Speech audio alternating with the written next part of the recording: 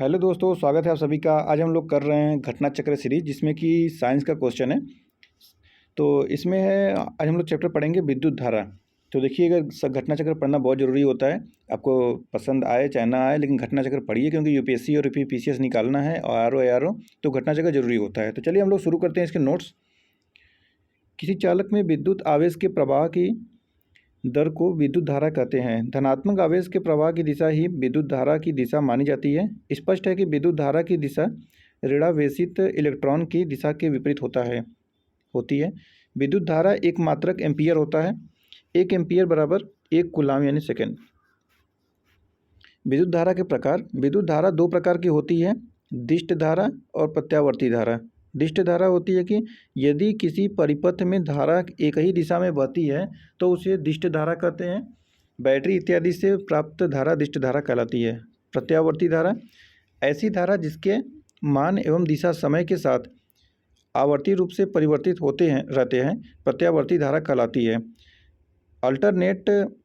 Alternator दोलित्र आदि से प्राप्त होने वाली विद्युत धारा प्रत्यावर्ती धारा कहलाती है।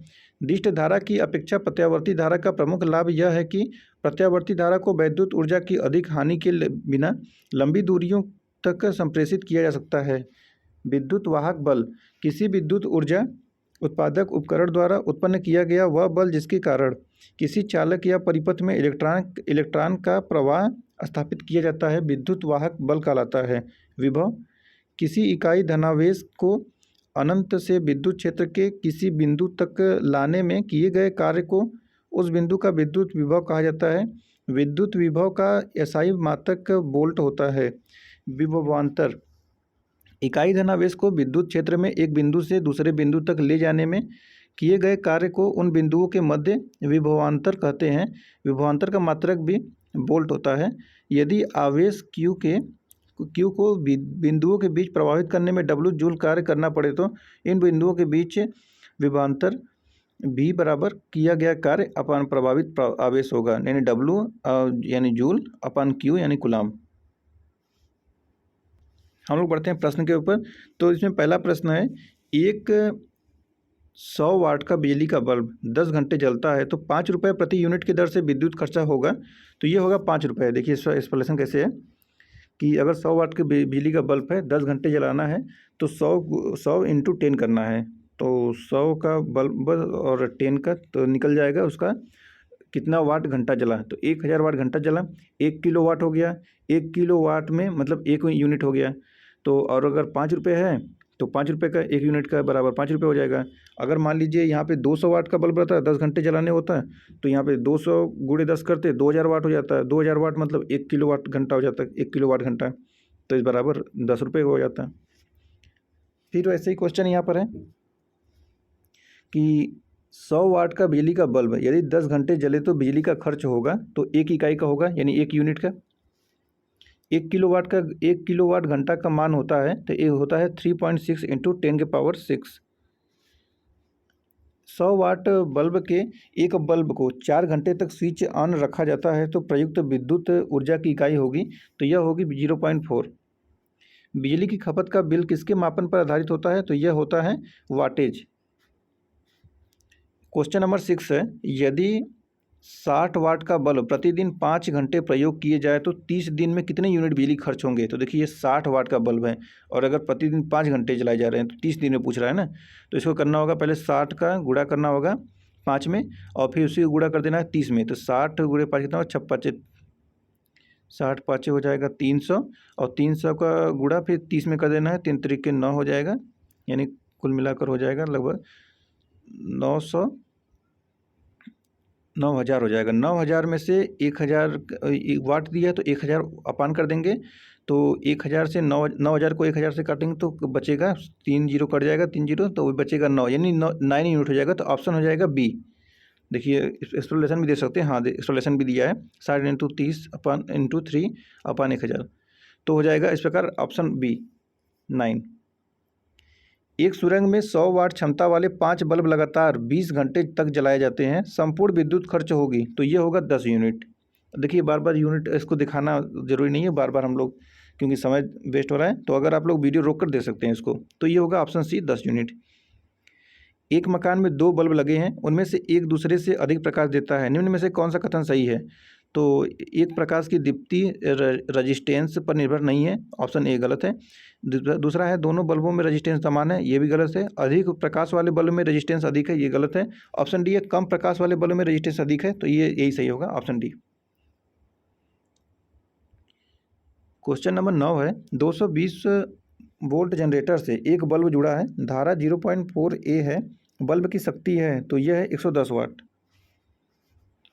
क्वेश्चन नंबर 10 है दो समानांतर प्रतिरोध वाले सर्किट का कुल प्रतिरोध 1.403 किलो ओम है। यदि एक प्रतिरोधक का मान 2.0 किलो ओम है तो दूसरे प्रतिरोधक का मान होगा, तो यह होगा 4.70 किलो ओम, ऑप्शन डी हो जाएगा। क्वेश्चन नंबर 11 है एक मकान में 2 बल्बों में से एक दूसरे से अधिक रोशनी देता है, चमकदार है, इन दोनों में से किस बल्ब में उच्चतर अवरोधक है? देखिए पहले हम लोग क्वेश्चन भी किए थे, मंद रोशनी वाले बल्ब में ज़्यादा होगा, तो ऑप्शन ए हो जाएगा। क्वेश्चन नंबर 12 है दो एक जैसे बल्ब को किसी प्रकार जोड़ने पर अधिक रोशनी मिलेगी, तो ये दोनों श्रेणी में क्रम में जुड़े हो। दूसरा है दोनों समानांतर क्रम में जुड़े, तो ऑप्शन बी है 2 में अधिक है। क्वेश्चन नंबर 13 है डायनेमो जिसे बिजली उत्पादन हेतु कथित रूप से प्रयोग में लाते हैं वह वास्तव में ऊर्जा का परिवर्तक होता है, ऑप्शन सी। क्वेश्चन नंबर 14 है विद्युत चुंबकीय प्रेरण पर आधारित युक्ति है, तो यह होता है डायनेमो और विद्युत मोटर, यानी सी और डी दोनों है। 15 नंबर क्वेश्चन है डायनेमो परिवर्तित करता है, तो यह करता है यांत्रिक ऊर्जा को विद्युत ऊर्जा में, question number C, option number C है। क्वेश्चन नंबर 16 है डायनेमो एक युक्ति है जो परिवर्तित करती है, तो ये करती है यांत्रिक ऊर्जा को विद्युत ऊर्जा में, ऑप्शन सी। क्वेश्चन नंबर 17 है डायनेमो का कार्य, तो ये होता है यांत्रिक ऊर्जा को विद्युत ऊर्जा में बदलना, ऑप्शन सी।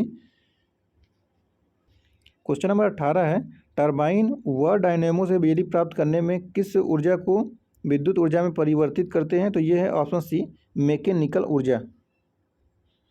क्वेश्चन नंबर 19 है जब वैद्युतिक ऊर्जा गति में परिवर्तित होती है तब ऑप्शन ए हो जाएगा ऊष्मा की कोई हानि नहीं होती है, ऑप्शन ए। क्वेश्चन नंबर 20 है विद्युत ऊर्जा को यांत्रिक ऊर्जा में बदलने वाली युक्ति है, तो यह होता है ऑप्शन सी विद्युत मोटर। क्वेश्चन नंबर 21 है विद्युत मोटर में तो विद्युत ऊर्जा को यांत्रिक ऊर्जा में बदला जाता है, ऑप्शन सी हो जाएगा। क्वेश्चन नंबर 22 ऐसा उपकरण जो रासायनिक ऊर्जा को विद्युत ऊर्जा में परिवर्तित कर दे वह कहलाता है, तो वह कहलाता है battery, option A. Question number 23 है कम वोल्टेज पर कार्य करने पर विद्युत मोटर प्रायः जल जाते हैं क्योंकि, तो ऑप्शन ए है वे अधिक विद्युत धारा खींचते हैं जो वोल्टेज के प्रति लुमानुपाती होती है, तो वही सही है, ऑप्शन ए। क्वेश्चन नंबर 24 है फैराडे स्थिरांक, तो इन्होंने सार्वभौमिक स्थिरांक कहा है, ऑप्शन डी हो जाएगा। क्वेश्चन नंबर 25 है मोटर कार बैटरी के संबंध में निम्नलिखित कथनों पर विचार कीजिए। कथन 1 है वोल्टता सामान्यतः 12 वोल्ट होती है, सही है। प्रयुक्त विद्युत अपघटय हाइड्रोक्लोरिक अम्ल होता है, तो ये गलत है। इलेक्ट्रोड सीसा और ताम्र होते हैं, तो ये भी गलत है। धारिता को एम्पियर घंटा में व्यक्त करते हैं, तो ये सही है, तो 1 और 4 सही है, ऑप्शन डी हो जाएगा। क्वेश्चन नंबर 26 निकेल कैडमियम यानी NiCd से इसको इंडिकेट करते हैं, बैटरी का प्रयोग होता है, तो यह होता है कैलकुलेटर, कार्डलेस इलेक्ट्रॉनिक उपकरण, ट्रांजिस्टर, यानी ऊपर सभी में, ऑप्शन डी हो जाएगा। क्वेश्चन नंबर 27 है निम्न में से कौन सी धातु रोशनी के बल्बों में फिलामेंट के रूप में प्रयोग होती है, तो यह होती है टंगस्टन। क्वेश्चन नंबर 28 है बिजली के बल्ब का तंतु बना होता है, तो यह बना होता है टंगस्टन का, ऑप्शन डी। क्वेश्चन नंबर 29 है इलेक्ट्रिक बल्ब में फिलामेंट बना होता है, तो यह बना होता है टंगस्टन, ऑप्शन ए का। क्वेश्चन नंबर 30 है निम्नलिखित कथनों पर विचार कीजिए। एक साधारण बिजली के बल्ब का अपेक्षाकृत अल्प जीवन होता है क्योंकि, तो कथन 1 है फिलामेंट का तार एक समान नहीं होता। कथन 2 है बल्ब पूर्ण रूप से निर्वातित नहीं किया जा सकता। कथन 3 है फिलामेंट के सहायक तार उच्च ताप पर पिघल जाते हैं। तो सभी कथन सही है, 1 2 3, ऑप्शन डी हो जाएगा। क्वेश्चन नंबर 31 है जलते हुए विद्युत बल्ब के तंतु का ताप समानता होता है, तो यह होता है 2000 सेल्सियस से 2500 सेल्सियस के बीच, ऑप्शन सी हो जाएगा। क्वेश्चन नंबर 32 है, कथन और कारण है। कथन है तड़ित चालक इमारतों को नष्ट होने से बचाते हैं क्योंकि ये आवेश को पृथ्वी तक भेज देते हैं। तो ऑप्शन ए है, दोनों सही है और आर्य की सही व्याख्या भी कर रहा है। क्वेश्चन नंबर 33 है, 3 पिन बिजली के प्लग में सबसे लंबी पिन को जोड़ना चाहिए। तो इसमें आधार सिरे से है, ऑप्शन ए। क्वेश्चन नंबर 34, विद्युत उपकरणों के अर्थ का उपयोग होता है। तो यह होता है सुरक्षा के लिए, ऑप्शन सी। क्वेश्चन नंबर 35 है, आपस में जुड़ी दो अवशेषित वस्तुओं के बीच विद्युत धारा नहीं प्रभावित होती है यदि वे हों तो वे समान विभव पर हों तब, ऑप्शन डी। क्वेश्चन नंबर 36 है, सर्वाधिक विद्युत चालकता वाला तत्व क्या है। तो यह है चांदी, ऑप्शन ए। 37 है, निम्नलिखित में से कौन विद्युत का सर्वोत्तम चालक है। तो वो होता है चांदी, ऑप्शन डी। निम्नलिखित में से कौन सा विद्युत अच्छा सुचालक है। तो एल्यूमिनियम, तांबा। तो अभी हम लोग पढ़ रहे थे तांबा चांदी, तो चांदी हो जाएगा, ऑप्शन सी। 39 नंबर क्वेश्चन है, मेंज विद्युत प्रदाय में फ्यूज का प्रयोग एक सुरक्षा युक्ति के रूप में होता है और फ्यूज के विषय में निम्नलिखित कथनों में से कौन सा कथन एक सही है। तो इसमें कौन सा सही बताना है। तो ऑप्शन ए है, मेन स्विच से यह समानांतर जुड़ा होता है, नहीं। यह स्विच यह मुख्य रूप से रजत में मिश्र धातु से बना होता है, नहीं। इसका गलनांक निम्न में से निम्न होना आवश्यक होता है, तो यही सही है, ऑप्शन सी हो जाएगा। क्वेश्चन नंबर 40 है, फ्यूज का सिद्धांत है। तो ये उस विद्युत का ऊष्मीय प्रभाव, ऑप्शन सी। क्वेश्चन नंबर 41 है, फ्यूज में प्रयुक्त होने वाले तार की विशेषता होती है। तो यह होता है, ऑप्शन सी, उच्च प्रतिरोधक शक्ति, निम्न गलनांक। क्वेश्चन नंबर 42 है, घर की सुरक्षित विद्युत सप्लाई के लिए उपयोग में लाने वाली फ्यूज तार जिस धातु की बनी होती है उसका गलनांक कम होता है, सही है, ऑप्शन ए। ऑप्शन बी, ये गलनांक ज़्यादा होता है, ये गलत है। ऑप्शन सी, प्रतिरोध अधिक होता है, ये सही है। ऑप्शन डी, प्रतिरोध कम होता है, ये गलत है। ए और सी दोनों सही है, इसमें है, देखते हैं। ए हाँ सही है, ए और सी दोनों सही है। क्वेश्चन नंबर 43 है, हैलोजन लैंप का तंतु निम्न की मिश्र धातु का होता है। तो यह होता है टंगस्टन एवं सोडियम, ऑप्शन सी। 44 है, कथन और कारण है। कथन है, एक धातु तार का तापक्रम बढ़ जाता है जब उसके बीच से विद्युत धारा प्रभावित की जाती है क्योंकि धातु अणुओं के पारस्परिक संगठन से ऊष्मा ऊर्जा का मोचन होता है। तो ये सी, ए जो है सही है, लेकिन आर गलत है, ऑप्शन सी हो जाएगा। क्वेश्चन नंबर 45 है, घरेलू विद्युत तार स्थापन मूलतः होता है। तो यह होता है समानांतर संबंधन है, ऑप्शन बी। क्वेश्चन नंबर 46 है, घरेलू विद्युत सप्लाई के दौरान काले रंग का आवरण युक्त तार है। तो यह होता है उदासीन तार, ऑप्शन सी। क्वेश्चन नंबर 47 है, मानव शरीर शुष्क के विद्युत प्रतिरोध के परिणाम की कोटि क्या है। तो ये है 10⁴ ओम, यानी ऑप्शन बी। क्वेश्चन नंबर 48 है, सामान्य ट्यूबलाइट्स में कौन सी गैस होती है। तो यह होती है आर्गन के साथ mercury vapour, option c. Question number 49 है, CFL का पूर्ण रूप है। तो यह होता है compact fluorescent lamp, option A. Question number 50 से कथन और कारण है, लाइट एमिटिंग डायोड यानी कि LED लैंप कम्पैक्ट, और CFL का फुल फॉर्म दिया है कम्पैक्ट फ्लोरिसेंट लैंप की तुलना में अधिक लंबी सेवा अवधि प्रदान करते हैं क्योंकि LED लैंप CFL की तुलना में अधिक ऊर्जा दक्ष होते हैं। तो देखिए इसमें है कथन और कारण, कथन ए तथा कथन दोनों सत्य है और सही स्पष्टीकरण भी कर रहा है, तो ऑप्शन ए हो जाएगा। क्वेश्चन नंबर 51 है, कार्बनिक प्रकाश उत्सर्जित डायोड यानी कि ऑर्गेनिक लाइट एमिटिंग डायोड का उपयोग बहुत से साधनों में अंकीय प्रदर्शन डिजिटल डिस्प्ले सर्जित करने के लिए किया जाता है। द्रव क्रिस्टल प्रदर्शों की तुलना में OLED प्रदर्श किस प्रकार लाभकारी है। तो यहाँ पे कथन दिया है, OLED प्रदर्श नव्य प्लास्टिक अवस्तरों पर संविचरित किए जा सकते हैं, सही है। OLED के प्रयोग से वस्त्र में अंतः स्थापित उपरिवेलनीय प्रदर्श यानी रोल्ड अप डिस्प्ले बनाए जा सकते हैं, ये भी सही है। OLED के प्रयोग से पारदर्शी प्रदर्श संभव है, तो ये भी सही है। 1 2 3 तीनों सही है, तो ऑप्शन सी हो जाएंगे। क्वेश्चन नंबर 52 है, फ्लोरेसेंट ट्यूब यानी प्रतिदीप्ति बल्ब में कौन सी गैस भरी जाती है। तो ये भरी जाती है मरकरी और नियान, ऑप्शन डी हो जाएगा। 53 नंबर क्वेश्चन है, एक बिजली के बल्ब की अपेक्षा एक फ्लोरेसेंट ट्यूब को अधिमान दिया जाता है क्योंकि। तो इसमें जितने ऑप्शन दिए हैं सभी गलत है, प्रकाश प्रसारित, वोल्टेज उतार चढ़ाव, ट्यूबलाइट, इलेक्ट्रॉनिक, कोई नहीं है, ऑप्शन डी हो जाएगा।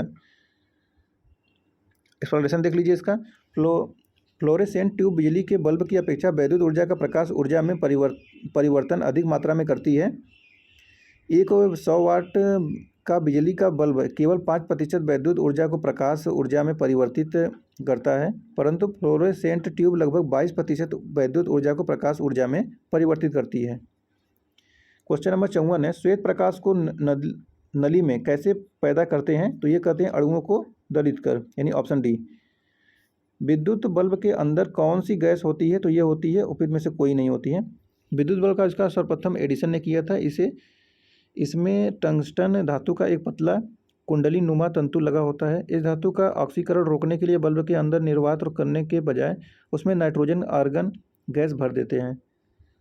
क्वेश्चन नंबर 56 है, प्रतिदीप्ति नलिकाओं के साथ चोक आसंजित होता है। चोक कुंडली, तो ये होता है ऑप्शन ए, लाइन वोल्टता बढ़ती है। क्वेश्चन नंबर 57 है, सीएफएल और एलईडी लैंप में क्या अंतर है? तो यहाँ पर अंतर बताना है। कथन 1 है, प्रकाश उत्पन्न करने के लिए सीएफएल पारा वाष्प और संपीडक का प्रयोग करता है, जबकि एलईडी लैंप अर्धचालक पदार्थों का प्रयोग करता है। सही है। सीएफएल की औसत जीवन अवधि एलईडी लैंप से बहुत अधिक होती है। नहीं, एलईडी की ज़्यादा होती है, इस गलत है। एलईडी लैंप की तुलना में सीएफएल का ऊर्जा सक्षम है, तो ये 1 और 3 हो जाएगा, ऑप्शन सी 1 और 3।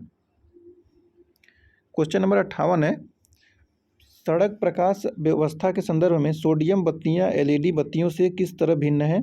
तो कथन 1 है, सोडियम बत्तियां प्रकाश को 360 डिग्री में उत्पन्न करती हैं, किंतु एलईडी बत्तियों में ऐसा नहीं होता है। सही है।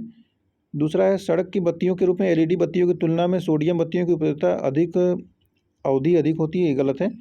तीसरा है, सोडियम बत्ती के दृश्य प्रकाश का स्पेक्ट्रम लगभग एकवर्णी होता है, जबकि एलईडी बत्तियां सड़क प्रकाश व्यवस्था में सार्थक वर्ण सुविधाएं यानी कलर एडवांटेज प्रदान करती हैं। तो 1 और 3 हो जाएगा, ऑप्शन सी। क्वेश्चन नंबर 59 है, एक तार में बहती विद्युत धारा एवं विभवांतर प्रत्येक को 2 गुना बढ़ा दिया जाए तो विद्युत शक्ति है, तो यह होता है 4 गुना बढ़ जाएगी, ऑप्शन बी।